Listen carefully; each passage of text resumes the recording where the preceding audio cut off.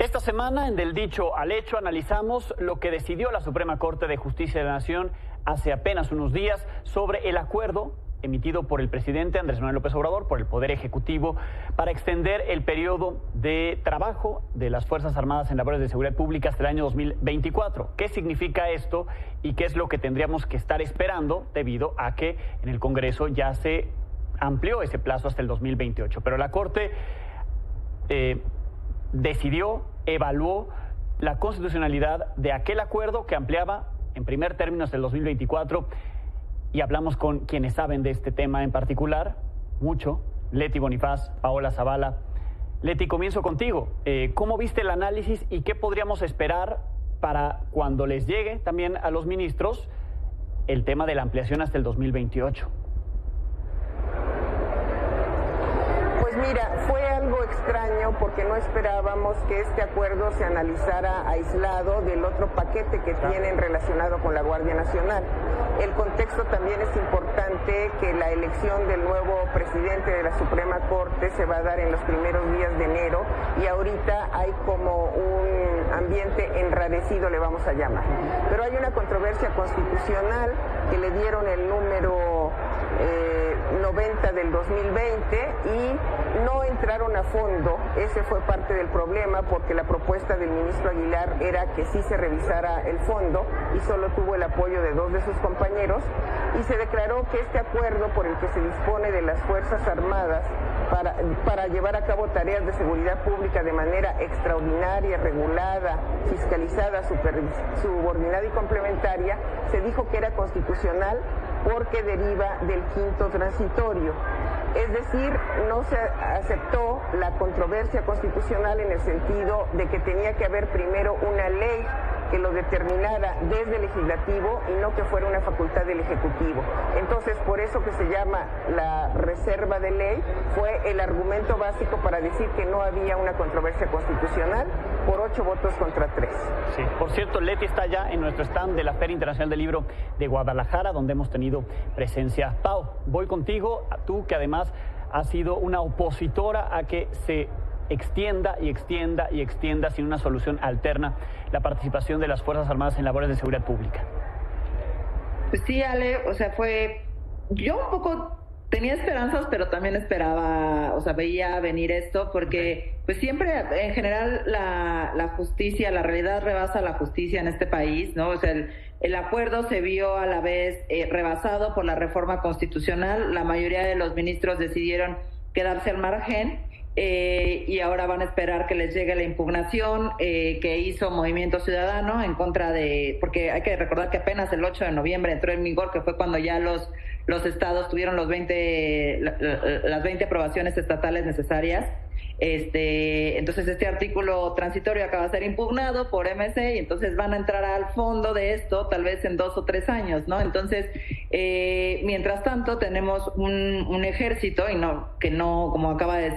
que como acaba de decir Leti, tiene funciones que no son extraordinarias, es decir, no están regidas por un contexto específico, es decir, en qué situaciones el ejército tendría que entrar en materia de seguridad, en qué estados de la República, bajo qué contextos, no está fiscalizada y no está realmente subordinada, sino que dice que habrá coordinación con el Poder Civil, pero no está subordinado al Poder Civil. Entonces son cosas muy graves que la Corte omitió o decidió omitir, tal vez por política y tal vez por forma, por darle prioridad a la forma, entrar al fondo de esto, ¿no? Entonces sí me parece como muy importante decir que pues, por los siguientes rato, probablemente el siguiente año no encontraremos una respuesta al fondo de estas preguntas. Claro, importante lo que comentan las dos sobre entrarle al fondo, y ojalá que en la próxima, ¿no?, cuando se discuta el tema de la ampliación de la participación de las Fuerzas Armadas hasta el 2028, se pueda discutir en la Suprema Corte para que los ministros expresen sus puntos de vista, sobre todo porque no queda claro cuándo sí y cuándo no.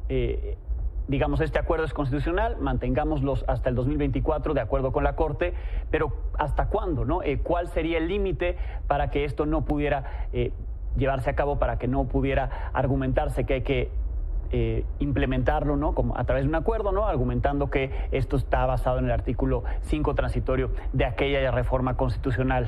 Así es, la pregunta era si debía haber habido una ley y después de la ley dictarse un acuerdo o si podía directamente hacerlo, pero efectivamente yo espero que en las siguientes que se presenten sí se entre al fondo, porque el ministro Pérez Dayán hizo un desglose de las facultades que se estaban transfiriendo, pero ya no se entró al fondo del asunto y yo creo que esa fue la noticia. No, bueno, y lo importante que hay que ver es que, bueno, mientras esto no se aclare, pues esto sigue avanzando, ¿no? Lo que muchos decimos, la militarización del país, y esto quiere decir, por ejemplo, que en el presupuesto de la Federación del año que entra en materia de seguridad nos vamos a estar gastando 500 millones de pesos al día. 500 millones de pesos que no se van a ir a otro tipo de política pública, ¿no? Que es en lo que yo insisto siempre, de prevención. El dinero es finito, se está privilegiando esto, se está yendo muchísimo del dinero público en esta estrategia y no se va a otra. Y también, sobre todo, no hay un compromiso real, una ruta que nos diga siquiera que en 2028 las policías van a estar capacitadas, ni un compromiso de la milicia, decir yo a 2028 entrego un país como estaba hace 15 años, ¿no? O sea, antes de que nosotros entráramos a las calles con un promedio de 5,000, 6,000 muertos, que siguen siendo muchísimos, pero no hay ni siquiera un compromiso real de qué es lo que va a pasar de aquí a 2028, a qué se compromete las Fuerzas Armadas, a qué se compromete el gobierno en turno, cómo no nos van a decir en 2028 va otra vez. O sea, no hay una ruta de fortalecimiento de policías, ni de prevención, ni nada de eso, que es lo que a mí más me preocupa. Sí. Leti, para cerrar, lo que hablabas del ambiente enrarecido en la Corte, termina la presidencia de Arturo Saldívar. ¿Esto lo ves más como una decisión política, lo que vimos esta semana? A mí me parece que no, el timing lo siento que también tenía su matiz político y que no será una cosa de que tocaba decidirse ya. Bien, y Pau, como comentario, ¿qué deberíamos de ver para la presidencia de la Corte para el próximo año? Pues eso, ¿no? O sea, que justamente lo que quisiéramos soñar es una Corte que no tuviera estas presiones políticas para poder decidir, para dilatar las resoluciones de ciertos asuntos. Lo vimos también con la prisión preventiva oficiosa, ¿no? El presidente dicta una línea y todos los ministros que ha propuesto él votan en este mismo sentido, aunque la Corte Interamericana les esté diciendo unas cuestiones distintas. Entonces, pues ojalá logremos una Corte lo más independiente posible a mediano plazo. Bien, les agradezco a las dos como siempre. Gracias, Pau. Gracias, Leti. Gracias, buenas noches. Buenas noches. Gracias a Pau, gracias a Leti. Así, del dicho al hecho.